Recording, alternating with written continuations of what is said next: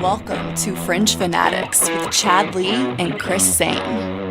And we are back, ladies and gentlemen. It is episode 163 of the Fringe Fanatics Sports Podcast. I am Chris Zane. And I am Chad Lee.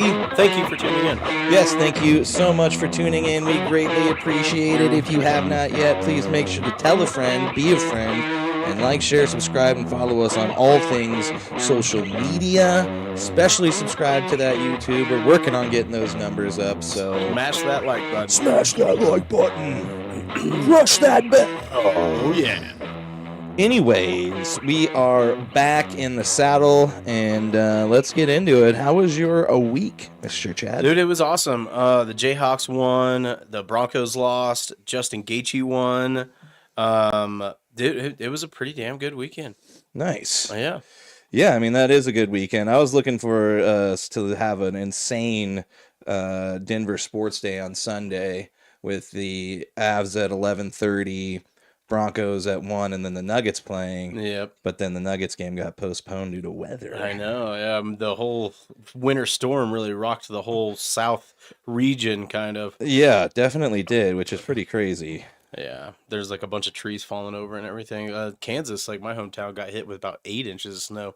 Oh, man. I know. That's crazy. And it's already nice here again. And they were talking about in New England, they were going to get, if the game was there, it would have been just insane because there would have been like 8 inches of snow during. Oh, I think they said they got a foot. It Yeah. was crazy. It's a good thing the game wasn't there. Yeah, definitely. But, well, yeah, is any other highlights from the weekend? Give it anything exciting? I'd say there's one. Yeah. Oh, there is one. There's a big one. Yeah. Last Thursday, Yes. I took off Friday because we had a really fun STS9 filled weekend, basically, where Thursday night we went up and stayed in Fort Collins, and we stayed at the Elizabeth, this really awesome hotel up there.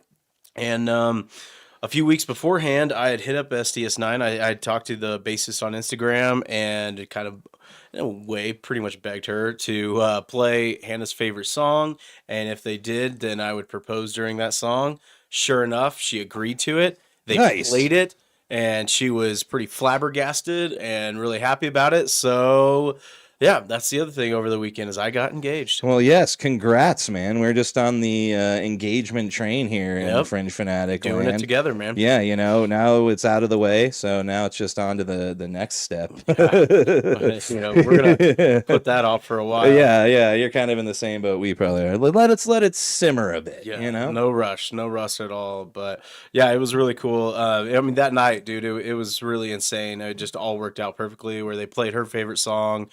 Even the bassist, she kind of like was really just like, because my buddy's got a video of it happening, and then you could see her in the background just like cheesing so hard while I'm like asking her, and you know, then to end the show, they played my favorite song, and then the drummer tossed the drumstick, and we caught that at the end. He threw it right at you. Yeah.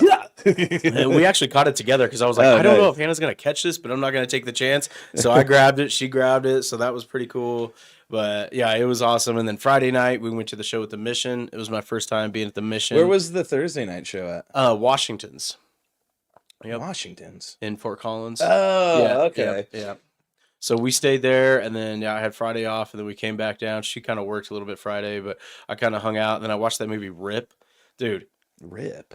Really good movie. Was it ripping? Yeah. Ripping and roaring. Yeah, that's your favorite saying, ripping and roaring. Ripping and roaring. No, it's that new Matt Damon and Ben Affleck movie. Oh, okay. Yeah. They super good movie. Yeah, that's the one where they're like they're cops. Yeah, they're cops, and then they like steal money, or they try to, and then everything goes awry. No, you're being too presumptuous. I thought that's what I saw in the. That's what I'm saying. Okay, You just have to check it out. Okay, all right. That's kind of what they make you think and everything, but you know, there's a lot of misleading in it, but it's a really good movie. Nice. I'll have to check it out. Yep. Well, that's cool, man. Yep. Nice. It was good. How about you? This weekend was busy. I did take the majority, all of the week off after my birthday just to hang out and kind of take it easy. And because we were getting ready to go record Thursday through Sunday. So that's what we were doing. Thursday was drums, so I just went over there and hung out with Andrew for a bit while he did drums. Then Friday was bass into Saturday, and then Brett was doing guitars Saturday into Sunday, and then I started my guitars, and then we were basically out of time. So I got to go back, finish my guitars, do vocals. Oh, you still got to do the vocals? Yeah, still got to do vocals. But we did get a good chunk done, so I'm just trying to, revel in that fact. There's part of me that wanted us to get more done, but, what are you going to do? Yeah. It's a process. Yeah, so that's cool. It is a definite process, but we. How many songs are going to be out on the album?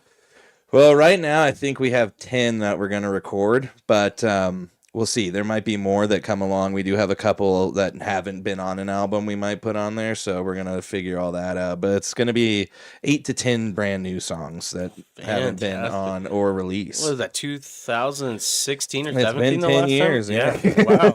Last time you guys are cool. Yeah, we make them wait. Yeah. Yeah, just really simmer. Yeah, let them forget about us, and then we come back strong. Building the anticipation. That's cool. Yeah. So I was hanging out in Lakewood for the majority of the week at world famous studios, kicking it in Pete's basement, basically, because he's got the giant. It's a Neve console that takes up the entire wall of his basement. It's cool. It's like what you see in Pete DeBoer. Yeah, he pops up on people you may know. Yeah, it's probably because of me. Yeah, I figured so. Yeah, cool. But yeah, so that was fun. Sunday was tough. I did get to watch most of the game, but then no, I did actually. I watched most of the game because I started recording after that, so I didn't get to watch much of the second game, but it was still a pretty good time. Unfortunate loss for the Broncos, but what can you do? We'll just move on. Yeah, dude, move on to next Nuggets year. Season now. Nuggets and Avalanche. Let's go. Jayhawks. Woo woo. Oh yeah. Hoo-hoo. Well, yeah. Other than that, I'm trying to think what else happened. Oh, there was the fights on Saturday. Those were pretty good. Definitely, that last fight was crazy, but we'll get into that more later. I did watch the last of those fights. I didn't get to watch all of them because we were recording, but yeah, it was still a rip-roaring time, as we already said. Yes, it was. Indubitably. Well, that's awesome. I can't wait to hear the finished product. Yeah, no, it'll be rad. I'm looking forward to it as well. It's we're putting a lot into this one, and I think it's gonna kick some booty holes. Yeah, I don't know if I told you Tyler is playing in February. Oh, Tyler Nance. Yeah. Oh, Tyler Nance. Yeah. Yeah. Yep. It's like Globe. It's in the Globe Hall. Yeah, Globe Hall. Yeah. I guess it's barbecue too. Yeah, they do have pretty good barbecue there. It's a pretty cool little joint. Yeah. I would definitely go check him out if he's there. I might go as well. That'll be a good time. That's why I was bringing it up, man. You might have to go check it out. Yeah, definitely. Sorry, I'm trying to adjust your camera here. But yeah, it's Is that one? I gotta fix it right now. Okay, because it's pointing at you. We're not seeing that. I'm fixing it now. Whoa, what's up? up? Loosey goosey, dude. Yep. Oh, quit moving. We're gonna get it. Like I said, it's okay right now. Sweet. That should be. There you are. Freaking people out. There you be. Sweet. All right. Well, let's get down to the sports Let's ball. get down to the nitty gritty. Conference championships. Headlines. Get your headlines here. Oh yeah. Give me 1 second. I gotta fix one thing. I changed some stuff around when things weren't working, and now we are good. Okay. Now let's do this. Are you ready for some football? It's football, bro. Happens. Close the file. 69. Offense. He's giving them the business. Well, it's Monday night and we're ready We're ready to fight. Yes, we are. The Super Bowl is set. It's Super Bowl 60.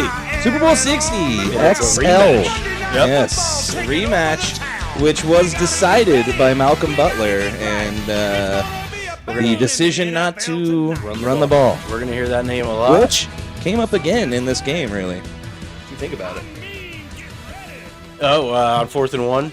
Yep. Yeah, I see what you mean. Yep. Yeah, that was a really risky call. I know he's going to be thinking about that all offseason. Yeah, there might be some things that already happened today. That Joe Lombardi got fired. Yes, we'll get into that here in a little bit. But this game was a tale of two halves, both weather-wise and football-wise. It was insane, man. So I went to the store, picked up some. I thought it'd be fun to like kind of have some lunch food, some football food. Got her some pizza bites, or pizza rolls.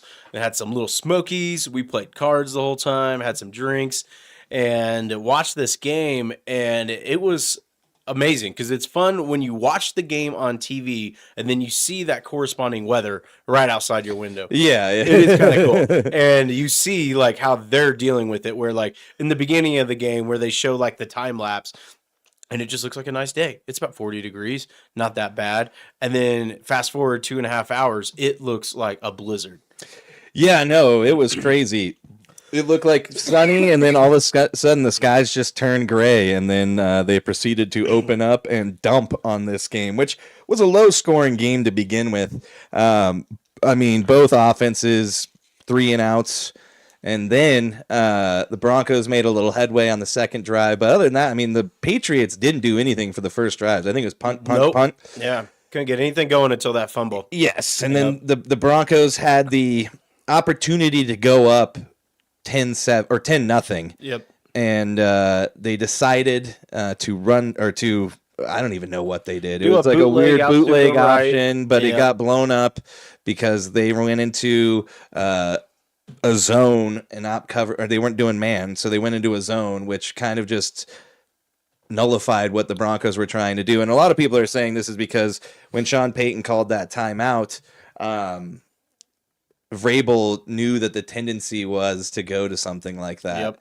And there might be a little bit of a case of Sean Payton both out-coaching himself overthinking and things. Vrabel out-coaching him as well. And he said after the game that's something he doesn't necessarily regret, but he's definitely going to be thinking about for the majority of the offseason. Yeah. And it sucks, but, you know, as a fan going into the game, I told you it was like house money, dude, because without Bo Nix, you can't go either way. I mean, if he wins, it's something that's amazing. If he loses, it was Stidham. Listen, I can tell you firsthand from 2 different times that, and I bet Bills fans can tell you this too, I would rather lose in the conference championship than lose in the Super Bowl. Yeah, that's the thing too. It hurts, dude. And there's nobody that's beating the Seattle That's team. what I said too, and that's what me and my brother said the next day. He's like, what do you think would have happened if we made it? And I was like, we would have gotten destroyed, dude. Yeah. Stidham? I mean, even with Knicks, probably. Dude, the Seattle team, they're playing out of I their love their minds. nickname, man. I Yeah. wanted to catch on more the dark side. The dark you side. know? Yeah, I was watching NFL Countdown last week, and they were talking about how they kind of nickname themselves. Yeah, you can't really do that. Yeah, but, you know, I like it because, like, they just they're mean,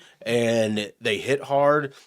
They play as a unit. I saw this really cool video. I think Adam Ray reposted it because his teams, he's like kind of turning into like a little magic good luck charm for all of his teams. The Mariners went super far last year. Yep. And now Seattle's going to the goddamn Super Bowl.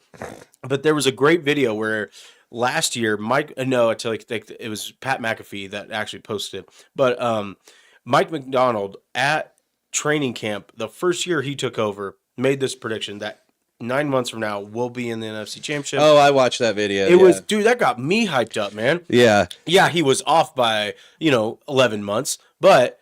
Yeah, he did like do that whole like just envision it, guys. Yeah. But still, to do this within your first 2 years of coaching, and Mike Vrabel doing this in your first year, it's going to set a precedent where these head Well, I coaches... mean, he did have that run with the Titans. But this is a whole McDonald's new first year. team. But yeah, I mean, Yeah, that's a whole new first year team, with a new whole team, new incredible. staff. I mean, that I kind of completely set that aside because, it's going to set a precedent for these new head coaches to come in and be like, we expect immediate results. Well, I think that's the problem, and with that comes, you see these coaches getting fired a year into it, and then you just pay the Raiders paying everybody and their mom as much money to not be there than to be there. I'm sorry, I keep digressing on the Seahawks though, but dude, in this game, I mean, the Broncos. Let's start off with that amazing pass that had to Marvin Mims. Yep. It's unlimited cash back, Gary. What are we doing here? Where that came from? It's everywhere. So then he hits that like 63-yard pass, and then he hits not Surtain, Cortland Sutton, in the end zone, and it's like I was worried. I was getting groceries at the time, and I'm like, God damn it, I got groceries to play cards, watch this game, then I'm gonna end up turning off because it's gonna be 21-0 and nothing. And luckily, it did kind of feel that way. It really did, man. And the really big turning point, and this is what I want to spend a little bit of time on, is the fumble or. Well, yeah. I mean, they called it basically incomplete pass, which was a turnover on downs either way. It just they didn't get the. No, it would have been fourth down, or they could have punted it.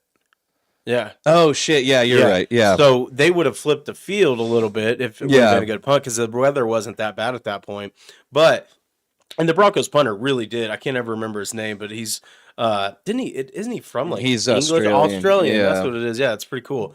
But that really changed the game because you look at the stats here. Drake May, 86 yards passing. That's the lowest amount of passing yards for a conference championship game since I think 1976, I believe. Yeah, I mean he had 12 yards in the first quarter. Yeah, I mean if it wasn't for getting a short field like that, they really weren't doing anything.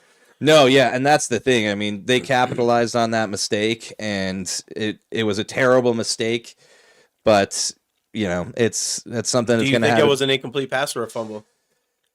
It looked like a shovel pass to me, but I could see either way. Because it's hard like that because there's like no forward moat. You're getting tackled. The thing that really changes it is that defender behind him that kind of knocked the ball out, which kind of makes it look like a fumble. Yeah.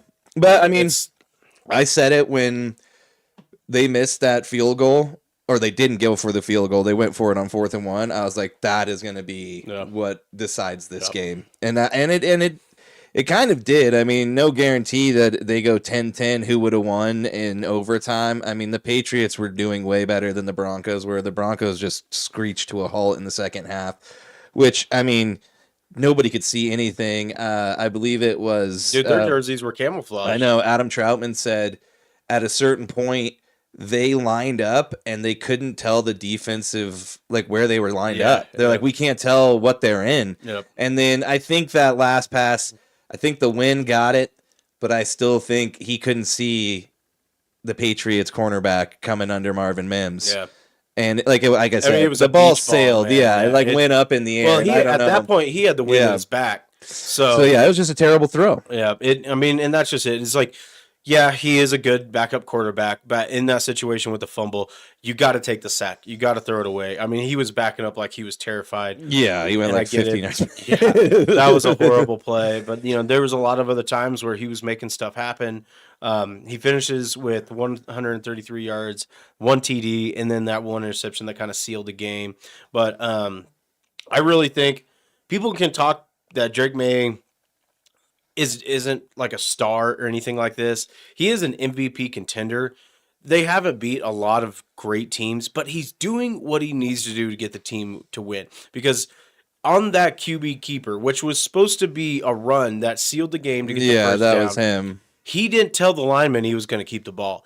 That, to me, dude, that takes some balls, man. Yeah. The cojones to do that, because his offensive lineman said in the postgame, they said, dude, I was confused as hell. I didn't know what was going to happen. And sometimes that's what it takes to fool not only the opposition, but your team too. Yeah. Because he got out there and he had one guy to beat, and he barely got that first down. And that was it. He iced the game. Yeah. And like I said, he did what he needed to, and it was ugly. It was an ugly game. Dude, and for the people that think the Patriots had like a soft like path to the Super Bowl, yes, the offenses that they beat, they weren't the best, but they were the ones there, and that's who they had to beat. But here's the other side of that, man. Like the offensive that the Patriots put up, they beat 3 of the top 3 defenses. Yep. The Texans, who was number 1, and then the Chargers, who was number 5, and then the Broncos, who was number 2. Yeah, that's true. So, I mean, dude, that's pretty impressive. Oh, and they beat Houston, too. Yeah, Houston was number 1. Oh, that's what you said. Sorry. Yeah, so, but I mean, it's like, like to say that they had an easy path, I mean, like they shut down those offenses, and then when, because that's just it, is like, yeah, the Broncos had Jarrett Stidham, but like the Broncos also had everybody healthy on defense, and then the Patriots still did what they needed to put more points up on the board. So that's off too. That's man. true. Yep. Now they are heading to their 12th Super Bowl, and Drake May is the second youngest quarterback since Dan Marino to make it to a Super Bowl. So we'll see what happens. Looking forward to it. It's going to be a good game no matter what. I do think it's going to be more of a low-scoring Super Bowl, but we'll see. We'll see. Dude, the nerves get to you, man. As good as Seattle is, I think it's still going to be a close game. Yeah, I agree. Yep. Now, I think the spread's at 4.5. Yeah, what is it at? I haven't looked at it. It's right here.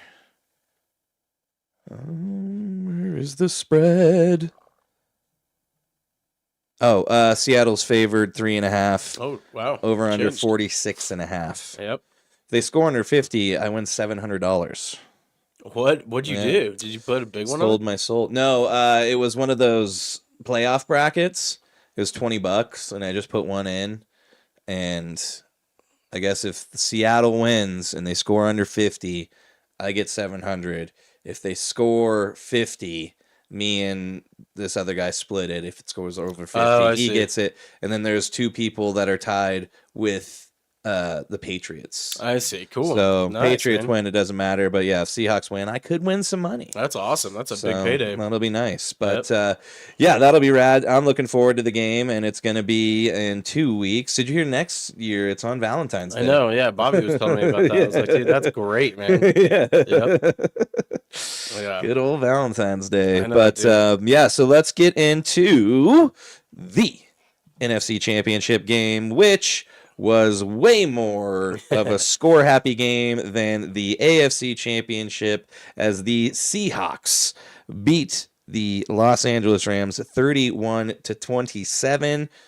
Sam Darnold continues his streak of not turning the ball over and when it matters most, and him and JSN just lit it up. Dude, I am such a big fan of JSN. I've been saying it all year. I'm so glad I drafted this guy. I mean, can you think of a better game in the past where we've had the 1 and 2 best receivers from the season put on a performance like this? Puka Nacua, 9 receptions for 165 and 1 TD. JSN, 10 receptions for 153 and 1 TD and the win. Yeah. I mean, dude, that's like a UFC guys throwing blows. They were duking it out, man. Yeah, Devontae Adams too, 4 receptions, 89 yards. He had a hell of a game. Rashid Shaheed 1 for 51. Let's go back to Devontae, dude. This was the first time I saw this stat. He is 0-5 in conference championship games. Doesn't that suck? I feel so bad for that guy, man. He was starting to Just be get there and then just. I felt so. He's such a good player. He is a good dude. The only time I wasn't too fond of him was that Raiders year, but that was just when he was talking about Garoppolo, Jimmy Garoppolo throwing hospital balls at him. Well, he was right. Dude. Yeah, he was. Jimmy G sucks, man. And you know what's nuts too is let's see, if Jimmy G made it to the Super Bowl, that would have been not only that, I think this was Jimmy G's 7th conference championship. Because he's been a backup, that's 3 or 4 of them. Dude. It's crazy. He'll get there one day. Yeah. But yeah, what a game, man. I mean, Kenneth Walker, I think really he didn't have a lot of yards, but the yards that he was able to get, he had 5 broken tackles in this game. I mean, that was, I think, a big factor in this was because they gave him 19 carries. They really stuck to the run. But I mean, then you look, I mean, Sam Darnold, 346 yards. Matt Stafford, 374. There's a lot of yards put up in this game, and Seattle was such a good defense. They did give up way more points than normal. Yeah, they did. And that was the only thing that's worrisome about them going up against, a team like Drake May and the Patriots, who do like to push the ball down the field in a pretty regular clip. It was a little worrisome to see Matt Stafford be able to kind of dice him up like that a little bit. But you are talking about Matt Stafford, who's probably going to go down first ballot Hall of Famer.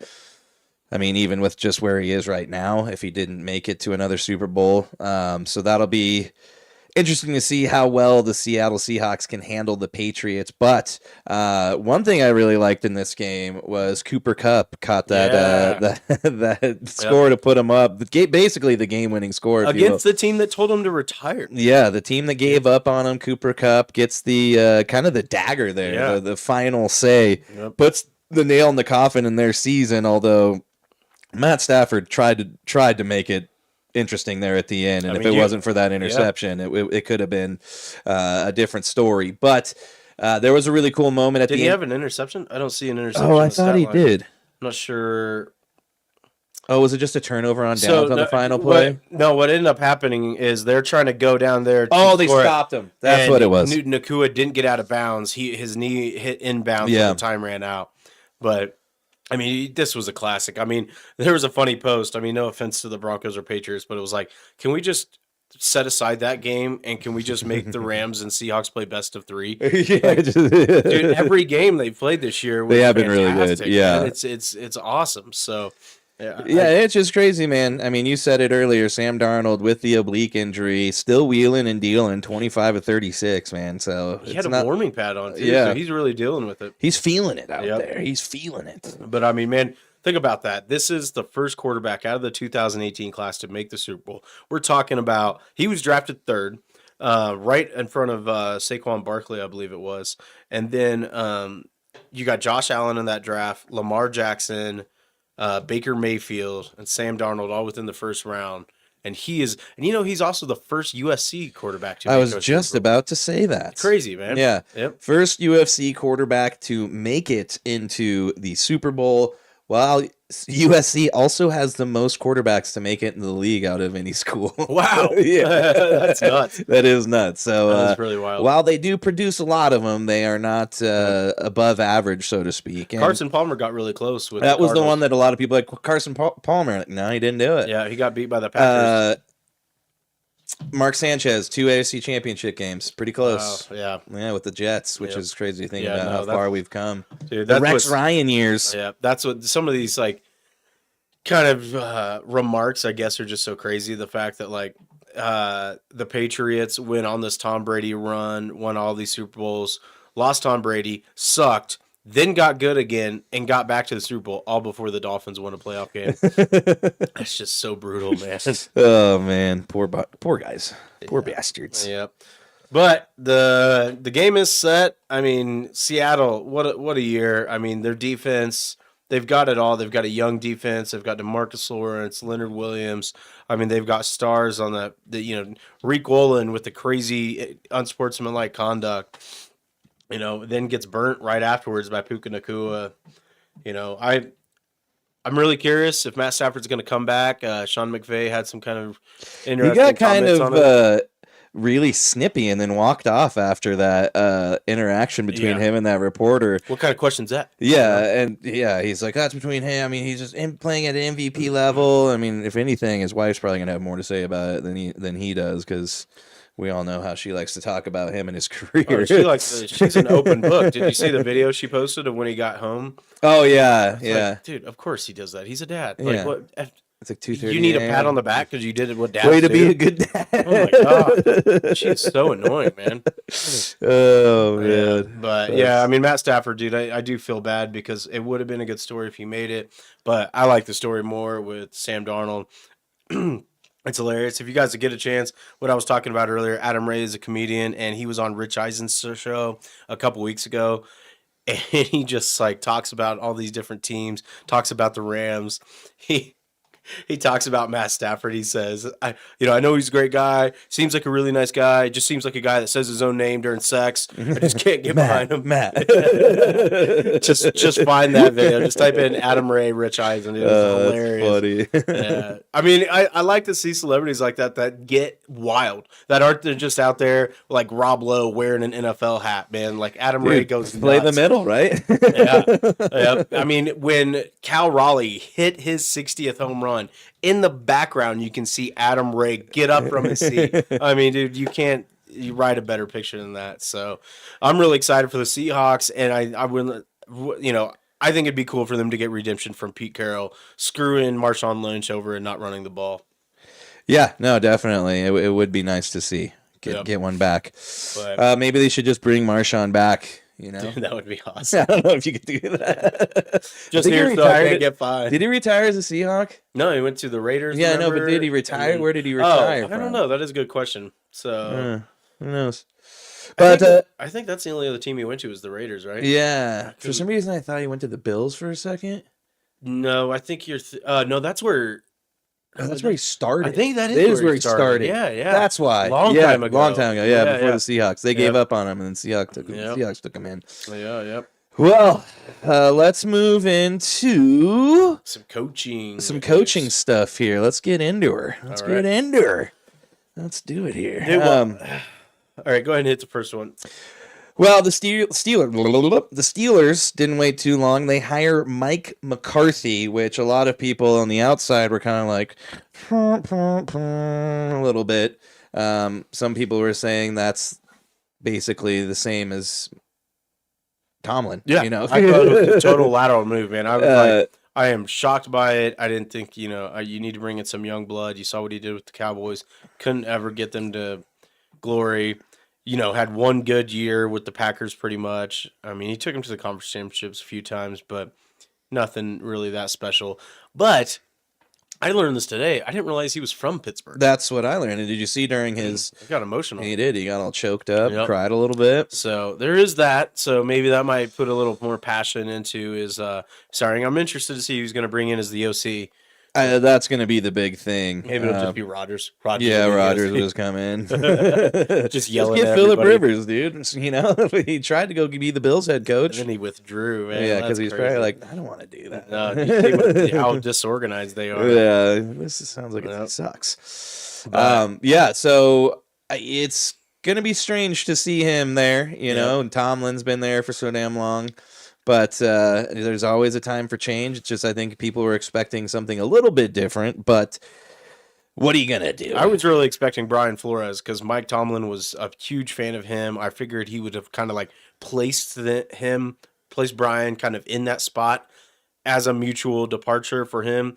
And Brian Flores, I guess Vikings were like, nope, you're not leaving. They signed him to an extension. So I think the Steelers' hands were tied where they're like, well, I guess we got to do this. Yeah, so... Yep. It is what it is. I hear, before we get to the next one, though, did you see Jonathan Cooper's comments on Vance Joseph today? Oh, you mean Dre Greenlaw? Was that who? Yeah, it was Dre Greenlaw. Where he almost spilled the beans? About what? Vance Joseph. Oh, no, it was Jonathan Cooper. Yeah. I thought this was something else. Said, I know what you're maybe talking about with Dre Greenlaw, the difference between Sean Payton and Kyle Shanahan's practices. Yeah. But, Jonathan Cooper was like, yeah, I'm excited for Vance, and then he kind of caught himself, and I think he was like, I'm not sure what he's got going on. I think he's going to be the Arizona head coach. It makes the most sense. He was already there. That's kind of where he turned around his coaching career after the Denver debacle where he wasn't allowed to make any decisions. Yep. So I hope he gets the job. He's done good here, and I'm sure we'll just hire one of his assistants to replace him. Or who knows? I don't know. We'll see. Maybe Vic comes back. Maybe, We'll see. I hope not. Vic. No, I don't think so. Maybe. He's gonna get tired of it. Yeah, Philly, dude. He's old, man. He just wants to go eat some chicken parms or something. I don't think they've hired an OC yet, have they? I was trying to look at everything. NFL coordinators. I thought that they did, but maybe I'm wrong. I don't think I remember seeing news about that yet. But one OC that did get hired is Mike McDaniel. The old Dolphins coach got hired by the Chargers. He didn't accept a job for about 3 or 4 days as he was still in contention for a few different head coaching jobs, and then decided to go ahead and accept it. And so he's always got an interesting and amusing interviews where today he said he's not sure if he'll start dressing like Jim Harbaugh or not. Like he might start wearing. You better start wearing khakis, dude. Yeah, and he goes, Jim's already tried to get me to switch to the transition glasses, but I'm not 50 yet. So. Should be interesting, but he does lead a good offense. So, as both of us in the AFC West, I am a little nervous on it. I wouldn't doubt it if Omarion Hampton has a 1,000-yard season next year. Yeah, I'm sure he's going to do something with the running back room there that's going to be better than what they had going. And also, he might be able to unlock something with Herbert that gets him over the hump in the playoffs. So, Yep. yeah, that one I thought he was going to go to the Bills, but it sounded like he canceled his meeting with them. Yeah. He had a chance to go meet I think with them. after that whole thing with McDermott, I think that really exposed and like how they were blaming different parties and stuff. I think that really scared a lot of people out because Phillip Rivers withdrew. Yeah, well, I mean, I don't know if Phillip Rivers was an Dude, actual. how funny is that post though? It was like, damn, they're so disorganized. They made Phillip Rivers pull out for the first time. Yeah, oh, I did see that one. That was hilarious. Yeah, that was super funny. Man. Oh man! So Durante Jones and the Washington Commanders are finalizing a deal to make him the defensive coordinator. Who is that guy? He was formerly with the Vikings. He was the defensive passing game coordinator for the Vikings. Okay. He was there for 3 seasons. He served under Brian Flores, and they had the ranked number 3 defense in 2025. Was among the top 3 teams in takeaways while there 3 times while Jones was there. So Dan Quinn's trying to beef up that back end and get somebody in there who's going to not allow people to take the top off on them anymore. So that one's a good hire for them, but yeah, we'll see. I don't know much about him. It wasn't like a star-studded, But no, I mean, now that I know that, the Vikings have had one of the best pass defenses in the league. So yeah, well, why don't you take this big one right here? Yep. All right. Joe Brady has been promoted to head coach of the Bills. Yeah, sounds like it's a 5-year deal. I mean, we don't really hear much about how much the coaches make, but 5-year deal. And I think this was Josh Allen kind of throwing his weight around, saying, "I want my OC as the head coach." Yeah. And it sounds like a lot of people just really weren't happy with Mike McDermott. I don't know, with all the finger pointing. Some players loved him. There's Sounds another like the player front I forgot office that about. doesn't like him. Yeah. Well, and it was crazy that they would hire Joe Brady because in one of their statements they blamed the staff. Yeah. That's the staff. Yeah, You know? but I think it was Josh Allen being like, Well, they did make it public that he was a part of the interviews. So, yeah, we'll see. He might be at the Oscars here soon with the Sinners getting nominated. Yeah, they got for a bunch. Yeah, I think it was like the most ever or something Most like 16. Yeah, it was good, but I didn't think it was that good. that. I still haven't seen it. I mean, yeah, I remember you saying it was good, but yeah, I didn't know it was an Oscar stunning movie. But one other one, this one just came out on my way over here. The Broncos fired. Thought you were talking about Brian Dable. Hit this one. Oh, well, I'll hit this one. You can take Brian Dable. Broncos fired OC, offensive coordinator. I said that weird. Joe Lombardi, which is surprising. It's a firing because this is Sean Payton's whoopee. He's been with him for a long time throughout a lot of years.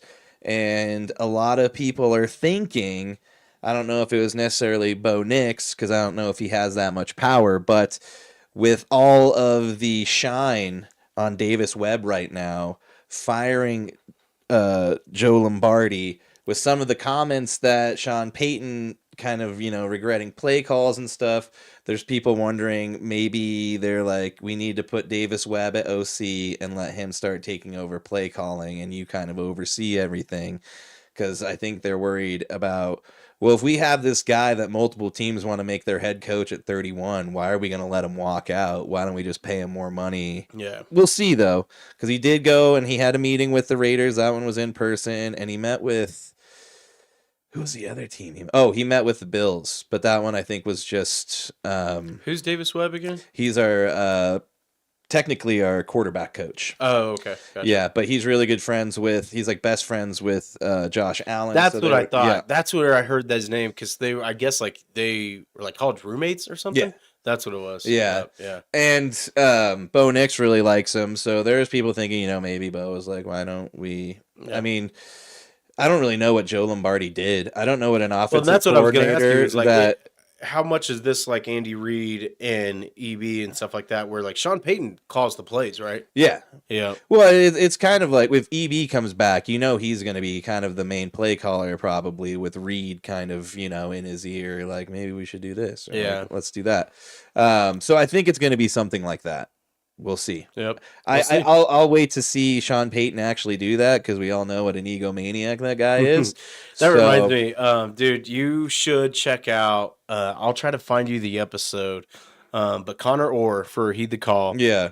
They had been talking up and hyping up this Sean Payton story almost all season. They were like, once we get to 30,000 subscribers, he's going to describe. And whoa, what happened? Did you bite your lip?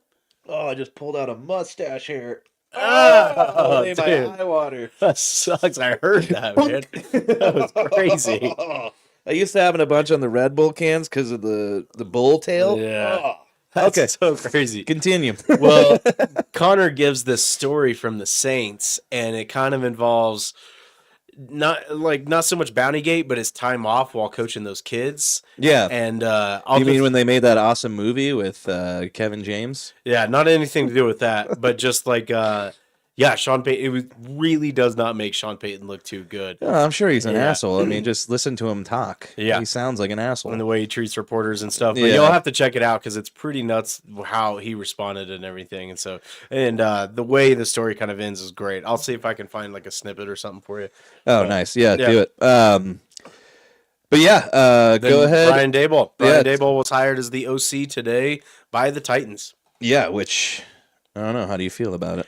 Well, I think he was really good, when he was the OC for Josh Allen. But, the big debate for that is like how much of that was Josh Allen, how much of that was Daboll calling the right plays. Because when Daboll went to the Giants to be the head coach, never really had much of a good offense. No. It had a few spurts with Daniel Jones and Saquon Barkley, but the guy really didn't have any type of rhythm, and I don't think this is going to be a good fit.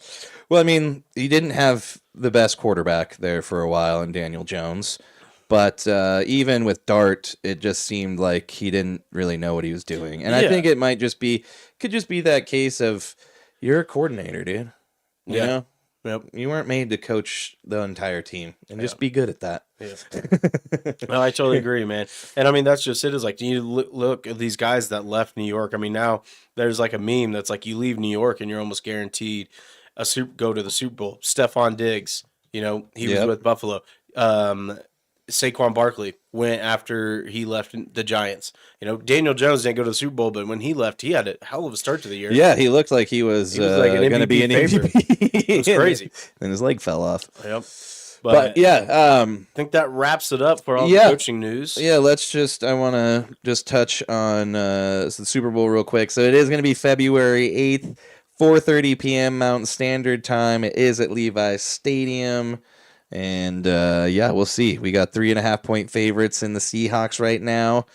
And I think it's going to be a good game. I'm looking forward to it. Are you going to do anything for the Super Bowl or just going to kick it? I don't know. We might go somewhere. We might go to Don's or something. But we, if anything, we'll stay here, make some cheese dip, and play some cards and chill out. Nice. It's nice to have a Super Bowl where I'm not stressed out the whole time. Yeah, you're not. It's just whatever. Just be rooting for the Seahawks. Yeah, there you go. That's where I'm at right now, too. Can't let the Patriots win again. No. I refuse.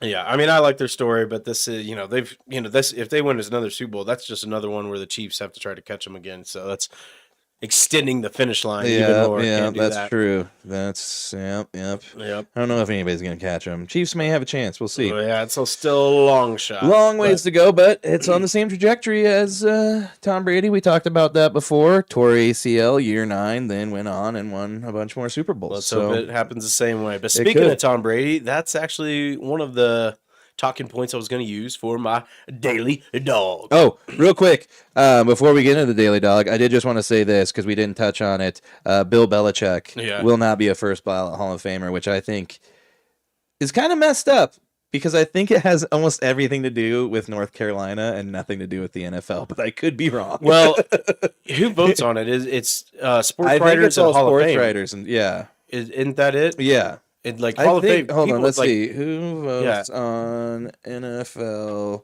Hall of Fame? I think it might just be sports writers.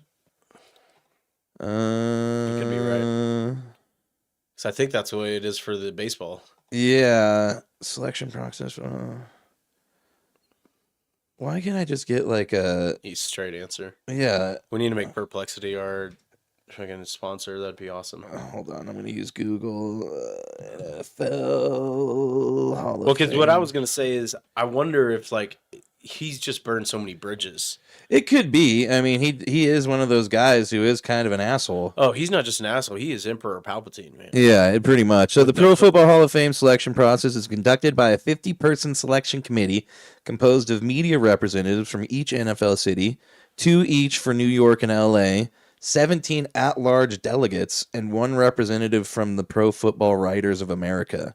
They meet annually before the Super Bowl to elect 4 to 8 new members, requiring 80% approval. Yeah, so it is pretty much all media. Yeah, so I mean, I guess it could make sense. And you look He's at an asshole. To all, yeah. You look at all on to of Cincinnati. his- On to Cincinnati. He gave nothing in any press conferences. Yeah.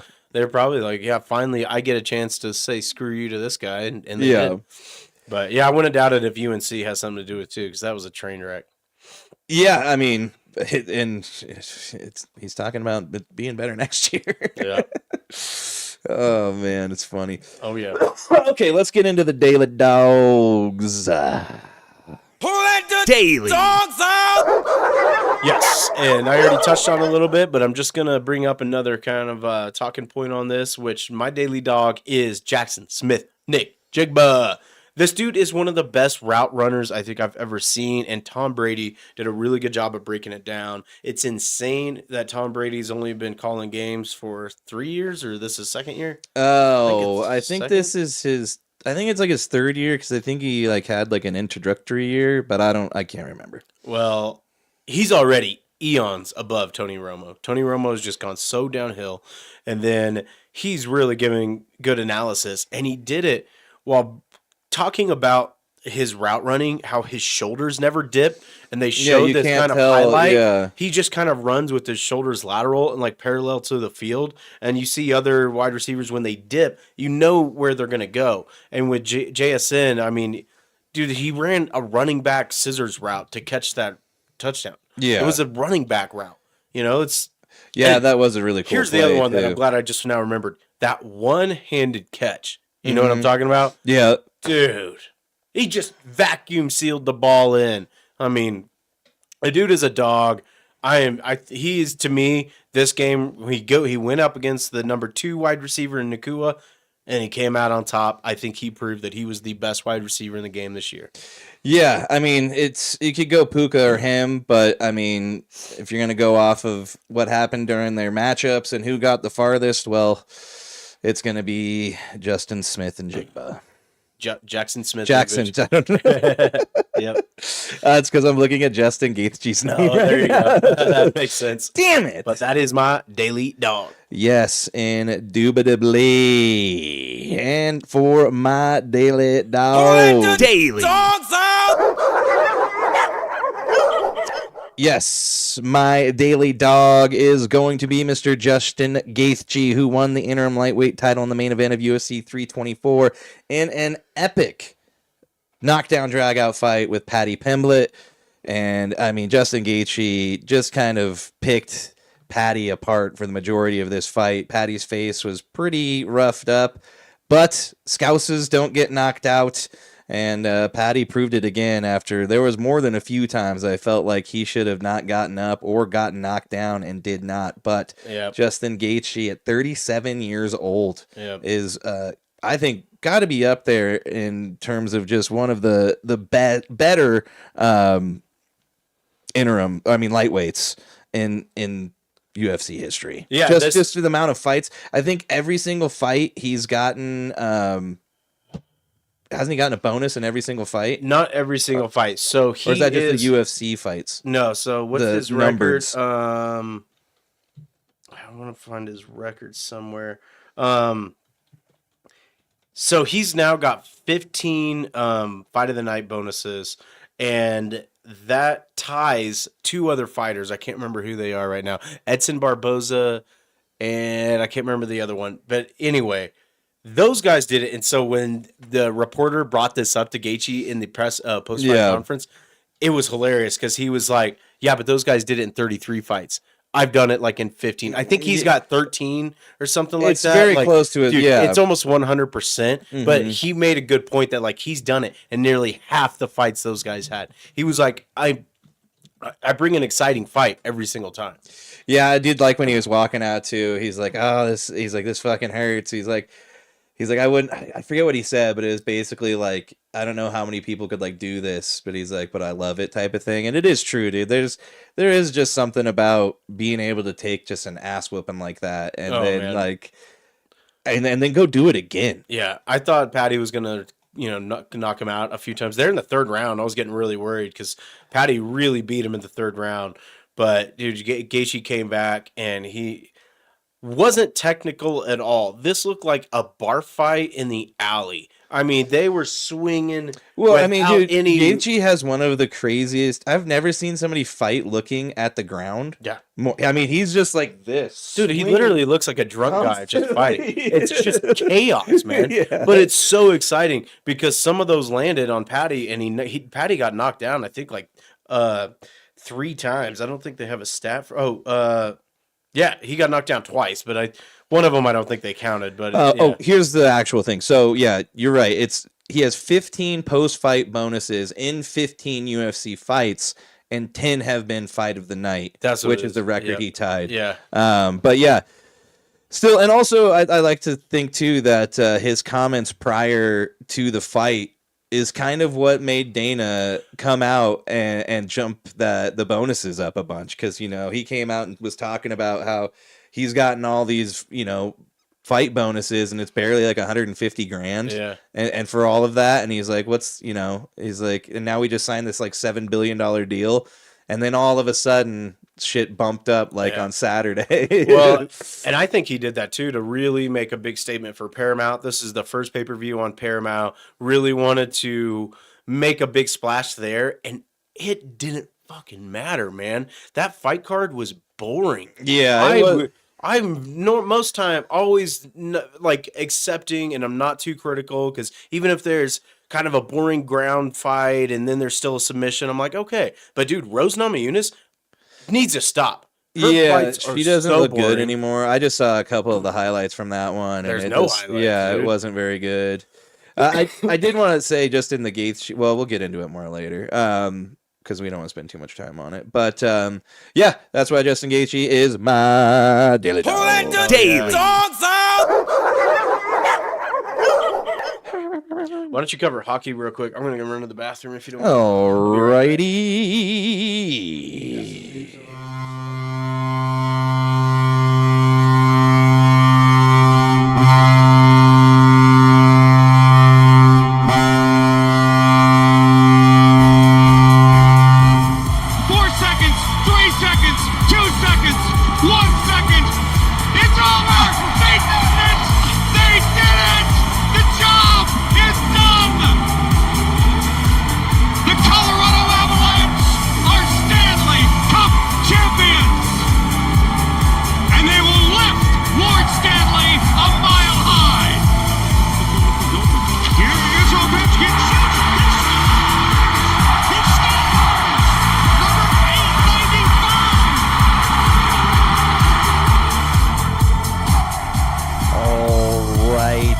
Get into the penalty box, and we'll start with some trades and signings, as the juggernaut that is the Colorado Avalanche have now signed Sam Malinsky after his breakout season. He's been a defenseman for the Avalanche. He is now signed to a 4-year extension. The deal is reportedly worth $19 million with an annual cap hit of $4.75 million. So far this season, the 27-year-old Malinsky set career highs with 21 assists and 24 points, logging 16 minutes, 43 seconds of ice time per game. He's second among defensemen on the team in assists, behind reigning Norris Trophy winner Cale Makar, who I believe is like minus 800 to win the Norris Trophy again. So after a great season for him, he is getting definitely a nice little bump in the wallet there. So hats off to Sam Malinsky there. Let's move into, I wanted to talk about this one real quick, which is the first time in quite a while we've had a trade between two teams in the same state, which is very strange to say, as the New York Islanders acquire Carson Soucy in a rare trade with the New York Rangers. It's only the fourth time the two in-state rivals have completed a trade, and it's the second time in the past 50 years. So it doesn't happen very often, which is that was just a funny stat to me. And, you know, it's not too often that you see in-state trades, because God forbid the other state gets or the same state, the other side of the state gets a leg up on you. But that's a pretty funny one. They get... they acquired defenseman Carson Soucy, and they basically traded a third-round 2026 pick. And then moving on to the second story here. Give me 1 second. While I do this. I accidentally copied and pasted the wrong stuff, and now it's right. All right. The second story I've got is David Pastrnak becomes the sixth Bruin to reach 900 career points. He does so after his third assist in Monday night's 4-3 overtime loss to the Rangers. Which is funny, they were just who we were talking about. 29-year-old Pastrnak assisted on Elias Lindholm's goals in the first and second periods at Madison Square Garden and reached the milestone on Morgan Geekie's score at the 8:52 mark of the second. That gave the Bruins a 3-2 lead. Pastrnak from the Czech Republic was 25th overall pick by the Bruins in 2014. He joins Ray Bourque, Johnny Busick, Patrice Bergeron, Phil Esposito, and Brad Marchand in Boston's 900-point club. So hats off to him as well. I do have the standings up there, at least for the top 5 teams for both conference, East and West. But we'll run down the divisions real quick here. I'll take the Eastern Conference. We've got the Tampa Bay Lightning in the Atlantic leading 51 games played, 33 wins, 14 losses, 70 points total. The Detroit Red Wings behind them with 32 wins, 16 losses, 69 points. And the Buffalo Sabres in third. They have, 29 wins, 17 losses, 63 points. In the Metropolitan League, we have the Carolina Hurricanes, 32 wins, 15 losses, 69 points. The Penguins, 26 wins, 14 losses, 63 points. And the Islanders with 28 wins, 19 losses, and 61 points. Do you have that pulled up, or do you want me to keep rolling? Yep. All right. The Avalanche, 35 wins and 6 losses. It's 79 points, leading the way for the President's Cup. We'll just give you a little snippet real quick. Their goal differential right now, plus 76. Yeah, they're beating up on people. Yeah, that is levels beyond the other one's Lightning plus 49. Yeah, so Yeah. Colorado Avalanche are steamrolling people with only 6 losses in regular time. Actually insane. And then right under them, the Minnesota Wild, 29-14, 68 points. And then the Dallas Stars, it's nice to see them in third place, 29-14 at 67 points.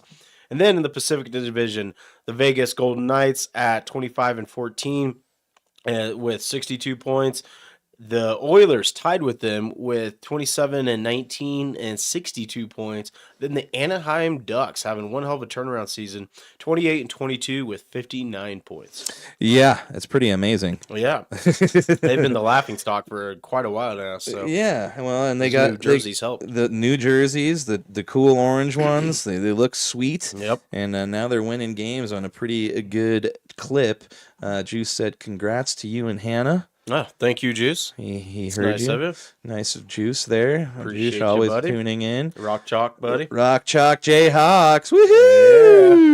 Woohoo! But let's move on to the NBA here and get a little bit of what's going on there, as we're going to probably start buckling down on that a little more now that the football season's about over. We're going to start getting more into hockey and basketball and college basketball. Yeah, college basketball's coming. March Madness right around the corner. Yep. But let's get into it. Magic, right side to Scott. Slam dunk.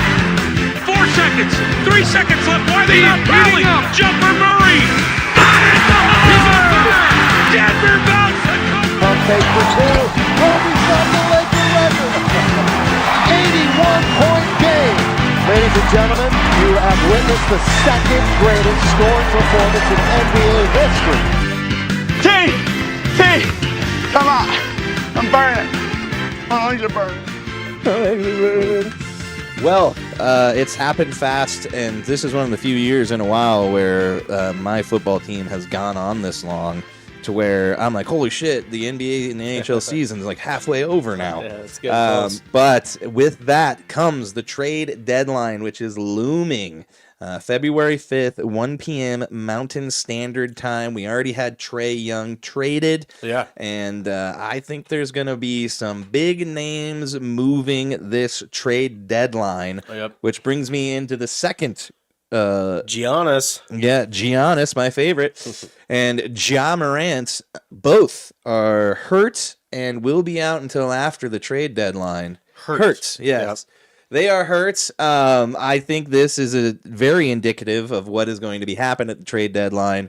I think we could see a multi-team trade with both of those guys. I'm not entirely sure. Ja wants to go to Miami. He's Miami Vice, and he's like, that's me. Yeah, basically. You know, you get out there with the guns, Lamborghini, dude, you're living the life. His Sullies with the grenades are hilarious. Covering the ears, man. He gets fined, he doesn't care, man. No, you just like, keep finding me. I don't give a shit. I'm making insane amounts of money. But, I definitely think Ja and Giannis are going to be on the move. I'm not entirely sure where Giannis is going to go. If he goes to the Lakers, I'm going to be pissed. I wouldn't doubt it if it's the Warriors, man.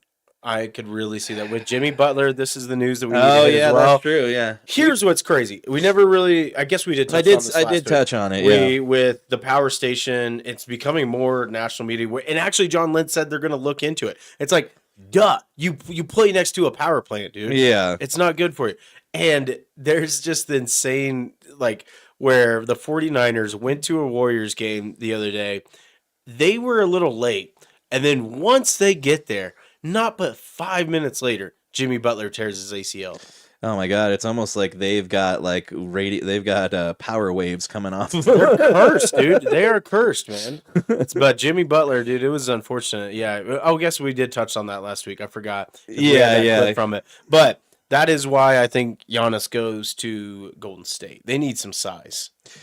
Yeah, Draymond's way too old. That's one of the things that I was also kind of worried about. We kind of touched on a little bit last week, is that there is the rumor that one Michael Porter Jr. could be making the jump over to them as well. If they got both those guys, that's gonna suck. That ain't gonna happen. They can't afford both of them. Did you see how bad the Nets got beat the other day by the Knicks? No, I didn't. I missed that one. 66 to like 112 or something like that. They got beat by almost 60 points. Yeah. Oh, is that the one when they had the team meeting afterwards? That was their first game back after that. Yeah. So then they went through and blew the first game back after the team meeting? Yeah. Those rascals. Yep. What are they doing? Yep. But then the Rising Stars came out. Cooper Flag sits atop that. Vegcom for Philly. He's a really good player. There's Colin. I always forget, dude. His name is Knuppel. Con Knuppel. Yep, the whitest dude. It's Knuppel.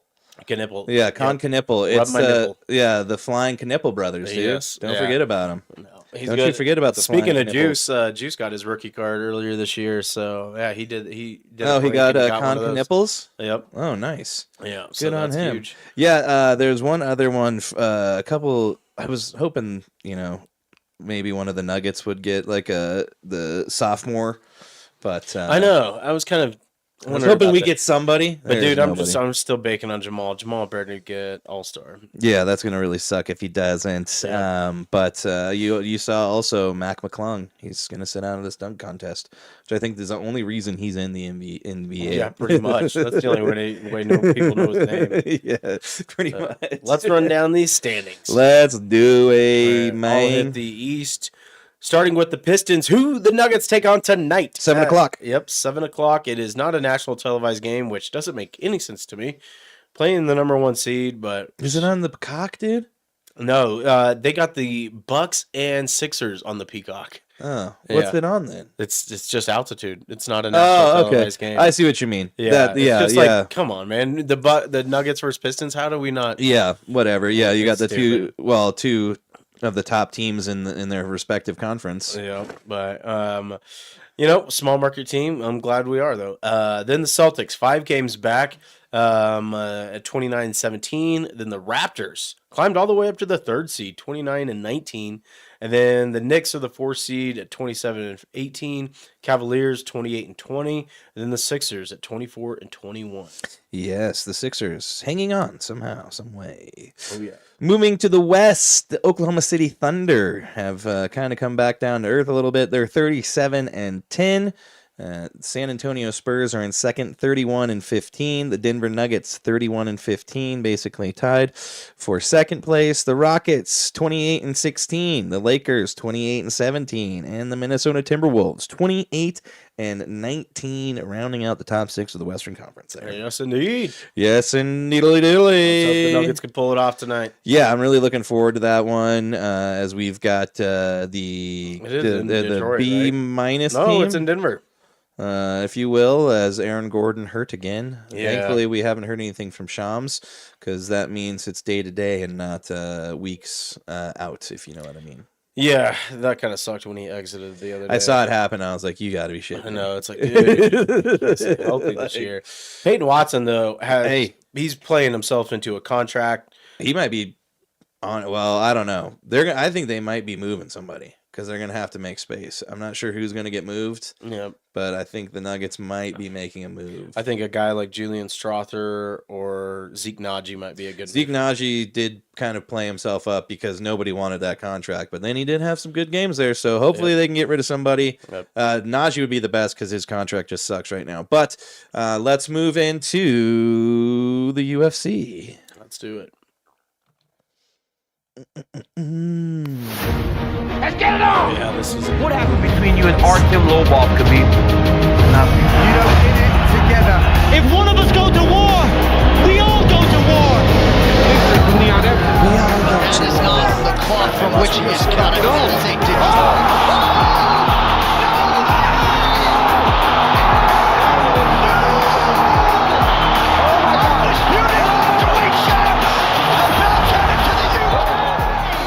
All right. Yeah, we talked about it a little bit, and we went over how Justin Gaethje won and beat Paddy Pimblett, but we'll do a little bit of more of a deep dive into it.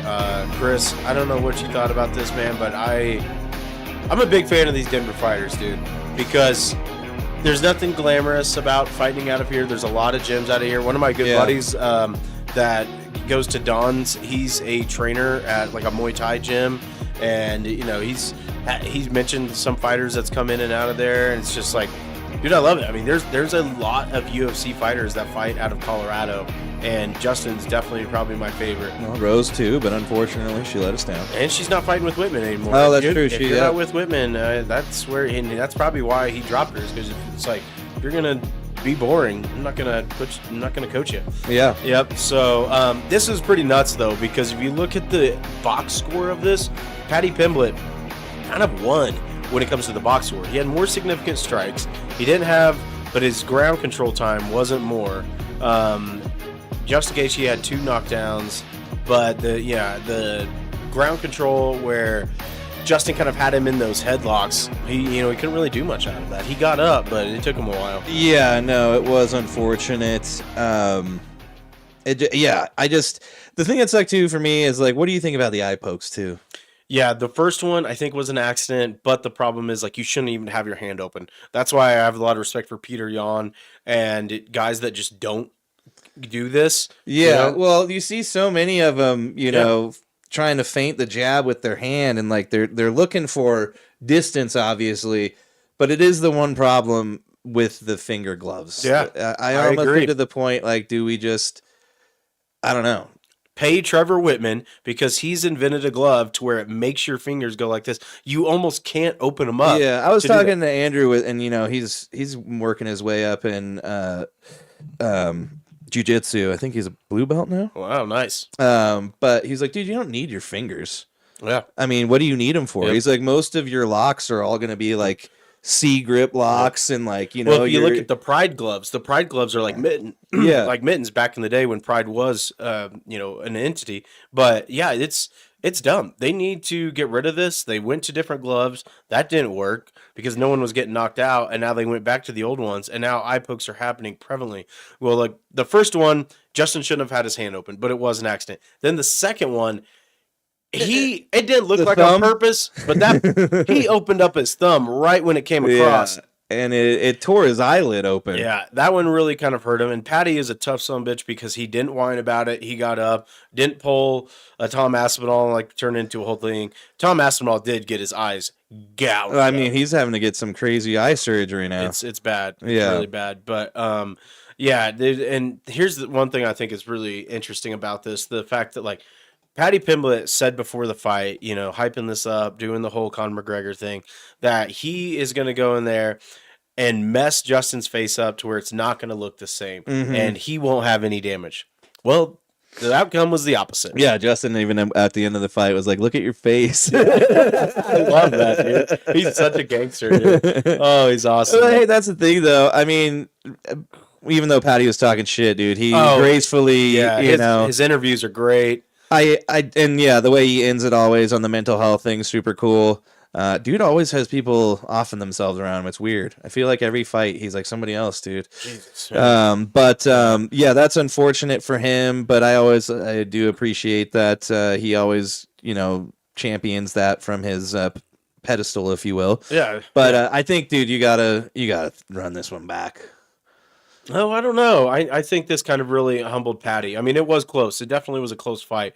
But I think what's going to happen now is Ilya Topuria will be fighting Justin Gaethje at the White House in June. And then if Justin ends up winning that fight, I mean, he's really cemented himself as one of the best lightweights of all time. Yeah. You look at the guys he's beaten. But to kind of finish what I was saying about like Patty's like trash talk, Justin said in that post-fight conference or the press conference that he was like he didn't like that. He heard that from Patty and he said he loved it because he was like he's like you got to be humble. And you look, 37 years old, he's been humbled by Charles Oliveira when he got choked out, and that's the example he gave. He said after he was choked out, he said he's trained so much harder, he's had way better camps because anybody could beat you, and that's just it about the fight game. I mean, dude, there's nobody that's been the GOAT and really retired as the GOAT other than like a couple very, very few instances. Yeah. When me and Andrew were talking about it, I was like, yeah, man, there's like, you never go out on top, dude. Like, you go out getting your ass beat. Like, usually that's when you're like, I can't do it anymore. It's like when you get the shit kicked out. I guarantee you, if Khabib would have stayed in it, Topuria probably could have knocked him out. But, I mean, maybe he goes on a longer run. He was about the closest one that's, like, went out on top. Yeah. And John Jones, obviously, is still on top, and he retired. But these guys are retiring before retires they and unretires. And, yeah, but that's, That's almost what you have to do if you want. Because if you keep going, eventually you're going to... Father Time is undefeated, yeah. So, true. I just thought it was really cool that Justin kind of saw that from him and was like, this guy hasn't been humbled. I've got an advantage in this. And yeah, cool. I think he's going to get humbled. And I would like I said, I would like to see a rematch, even if it's if he does beat Topuria and gets the title, then I do feel like, let's let him, I think what needs to happen is Armand needs to fight Patty Armand Pimblett. Yep, because Armand's being punished because he headbutt Dan Hooker in the face-off, which was idiotic. That was stupid. It ended up Dan Hooker admitted it broke his nose. Yeah. Yeah, so that pissed Dana off. It's like it's pretty hard not to get headbutted when you're not expecting it and not get wrecked by it. Yeah. Well, it's like when you've got a fight coming up with so much money on the line, like, what are you doing, man? Yeah, it's so stupid. Dumb. Way to get Yeah, but Armand, he recently was in a grappling match a few weeks, probably like a month ago, and beat like a top-tier wrestler, like I mean, like, I don't know if it was like Olympic or whatever like that, but he was like one of the best wrestlers in the world and just dismantled him. Damn. So, yeah, I think Armand, when he gets in it and gets his title shot, it should be really interesting. But the lightweight division is exciting right now. I'm loving it. But, yeah, this is what's great. Damn, I forgot. Paramount is just giving us a treat where it's a back-to-back numbered event. Next week, coming up, we got Volkanovski. There's no fight this week at all? No, that's what I mean. Back to back. This coming Saturday is Volkanovski. Oh shit! It's the 325. That's why I put on there 325 preview. The 31st is Friday. I was thinking that the first was Sunday. Yeah, the first is Sunday. But the 325. I'm waiting for it to load up. Yep. 325. Volkanovski. Oh, versus 131. Diego Lopez. Oh, okay. So it is Yep. on Saturday. Oh, Yep. yeah. For some reason, I was thinking it was next week. But yeah, no, that's super cool. Yeah, It's very nice I of them. can't think of the last time they've had one back to back like that. Oh, this one's in Australia. Oh shit, but it's still Mountain Time. Damn, that Screw sucks them. for those guys. That's hilarious. Watching it like 3 a.m. Yeah. This is kind of nuts though because I will have to catch the highlights later. This is Hannah's birthday, her 35th birthday. Oh shit! Yeah, I And forgot she so- shares her and my mom her That's birthday. right. sisters. Yep. Yeah, that's right. So I will be catching. We're going to be going to Odyssey, getting some Italian food, and then I'll be catching probably the main event. Like I don't know. Last week, it kind of because there's so many commercials. It started around like 11, I think. So I Yeah, might be which able to is catch still it. better than where it was. Yeah, I mean, I'll it's take starting that at extra 8 and hour. stuff is Nice. rough. Did you want to touch on Chickashaw or no? You want to just move into 25? Oh, well, it was good to see him win. I thought he was really humbled that he was like, if I'm gonna lose, it's almost gonna be like the Tony Ferguson route. And Yeah. so, yeah, he had some good knees, really pieced up Sedong, so it was good to see him get a win. Yeah, it seemed like he kind of settled into what he's done to win before, which was nice. Just kind of picking people apart, Yep. using the jab, footwork. But yeah, it was good to see him win again. I do like him as in terms of a character and as a fighter. He seems like a good dude. Yeah, he's really cool. But all right, yeah, let's talk about 325 real quick since we were on it anyways. Yes, indeed. Yeah. So the last time we saw Volkanovski go up against Lopez, Volkanovski basically showed Lopez that there's levels to this, and he kind of owned him. I'm really surprised Lopez got a rematch, to be honest. I think there's other guys that are kind of a little more deserving of it, but it should be an exciting fight. Now he has to go to the home country of Volkanovski, and it will be the co-main event where Dan Hooker, who's from New Zealand, who those guys are teammates, I believe, will be on the co-main event. And so these Kiwis basically are kind of getting some fights in their home country, so it's pretty sweet. Yeah, no, that's pretty cool. Diego Lopez is obvious. I think Volkanovski's favored. He's plus 115. Diego Lopez is plus 130. Wow, that's a coin flip. But I read a crazy story. I didn't realize this about Diego Lopez. Did you see that scar in his neck? Yeah, he always scratches himself. Yeah, because he got like impaled on like a metal bar when he was younger. Yeah. And now it's become like a weird tick that he has. Where he's always scratching it. But that kind of leaves like an opening. That's what he was doing saying. it. He was worried about it like selling, but he's like he hasn't noticed it yet. But I was like, oh, that's crazy, man. I know. I'll be really interested in Lopez if he can kind of do a little better because he didn't really have a good showing in that last one. But down in the co-main event, Dan Hooker, the Hangman, always an exciting fighter. This guy will lay his body out on the line every time. He's the number 6 ranked fighter going up against Benoit Saint-Denis.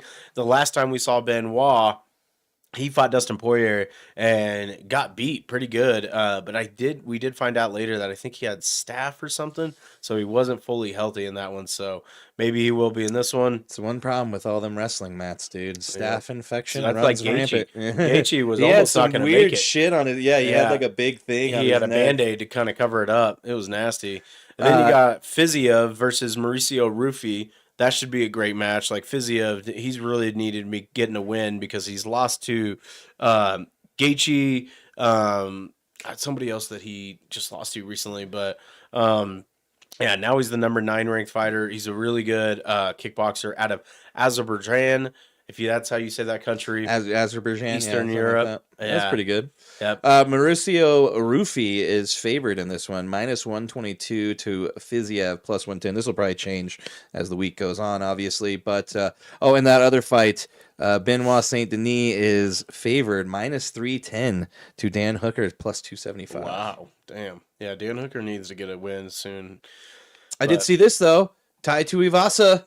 Yep. Yeah, he's getting a little home action here. Yeah. And maybe we'll get a shoey, but he is definitely not favored in this one as Taliesin Teixeira, minus 300 to Tuivasa's plus 245. Yeah, Ty hasn't had a win in a while. And No, he's been getting knocked out pretty rough. definitely needs one. Because if he keeps losing, he's going to get cut. And it would not surprise me. Well, and this here, too, Teixeira is 5 inches taller and has an 8-inch reach advantage. Oh, wow, man. Tuivasa better live inside his chili, like right up in here. Dude. Just fight in a phone booth, yeah, pretty much. But this one's looking like a pretty good one too. The prelims, I'm trying to see. Yeah, there's not really much else anybody I know in the prelims, but those are sometimes the more exciting fights. It's like those they're fighting for something, They're trying to get on the main card.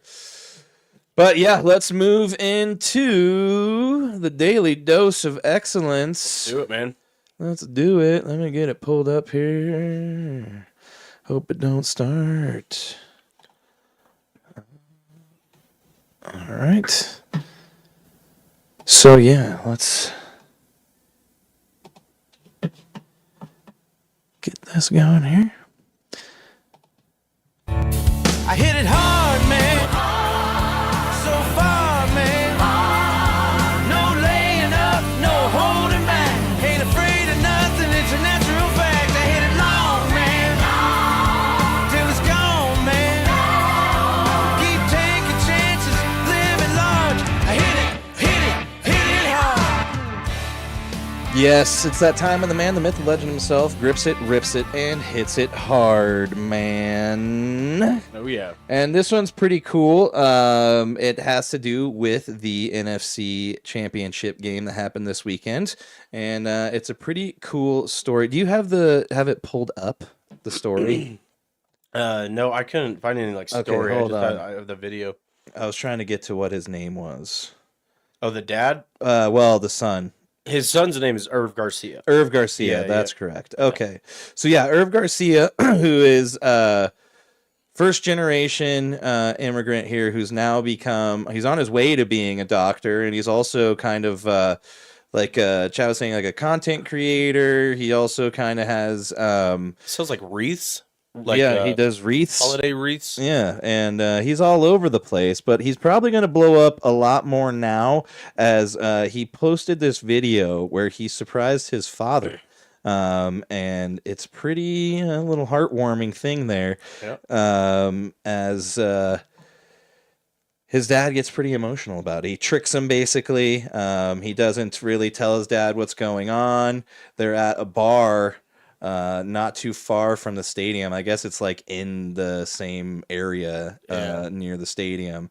And him and his dad were having a drink, and he surprised him. But let's take a look at this right now. Check this out. ¿Por qué venimos hasta acá, hasta Seattle? El juego. ¿Te imaginas yendo a ver el juego allá en el estadio? ¿Cómo estaría? Sí. Hay un bar aquí junto al estadio. ¿Oh, sí? Sí. They were at the bar. Yeah, he just figured it out. ¿De veras, sí? Yeah, he breaks breaks down.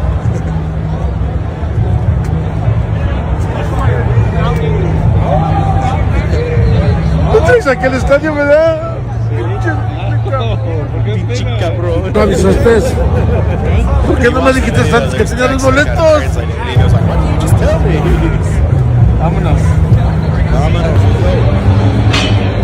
But yeah, it's super cool. And then it ends up being a really nice moment for them as they end up making it to the Super Bowl. That's awesome. Super cool moment. Great father-son moment right there. Yeah, and that's just those type of things, that make the sports fun and meaningful, impactful. Those memories, creating memories with the people you love, things like that. Yep. That was a pretty cool little thing that Irv Garcia did for his father. I wouldn't be surprised if they go to the Super Bowl. Somebody sees that and it's like, we want you guys to be there. That's you're probably absolutely right. They are probably going to end up go to the Super Bowl, and if they do, we'll make sure to at least fill you in on what's happening there. But that brings us to the end of the episode, and it is that time where we thank you, each and every one of you, for your time. And if you made it here to the end with us, we greatly appreciate it. Make sure to be a friend, tell a friend, like, share, subscribe, and follow anywhere and everywhere. We love each and every one of you. Chad Lee, I love you, buddy. Love you, buddy. Thanks for listening. Toodles!